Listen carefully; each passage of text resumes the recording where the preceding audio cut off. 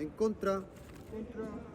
Chileans on Sunday rejected a new conservative constitution to replace its current text, one which dates back to the Augusto Pinochet dictatorship.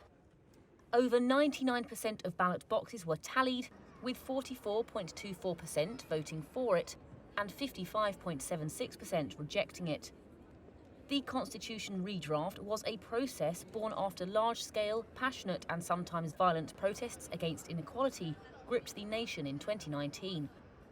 But it's the second draft constitution in as many years that voters have rejected, and perfectly illustrated what President Gabriel Boric described after the result as a polarizing issue. Nuestro país seguirá con la Constitución vigente porque luego de dos propuestas constitucionales plebiscitadas, Our nation will keep its existing constitution as both attempts to draft and approve new constitutions through referendums fail to adequately represent Chile and unite its diverse citizens. The divisive outcomes of these processes left the country polarized, and the subsequent constitutional discussions failed to capture the collective aspiration of creating a new constitution that truly reflects the views of all citizens. So, what's next?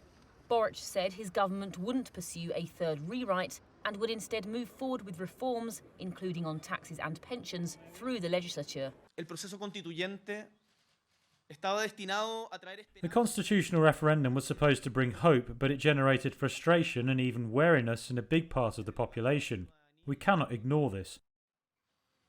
La política es tan débil y es indispensable que este resultado. Politics is so weak, and it is essential that these results have an immediate effect. Without any more delays nor excuses, we'll focus everyone's work to create deals and solutions Chile needs for education, security, economy and social issues.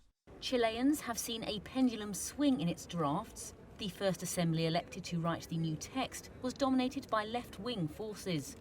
It focused on social, indigenous, environmental and gender rights, but was overwhelmingly rejected last September. The second elected assembly was more conservative, and the draft was considered even more traditional and market-friendly than the 1980 text it aimed to replace. Some voters lament the country's polarisation, saying it will be impossible for the public to ever agree on a replacement constitution.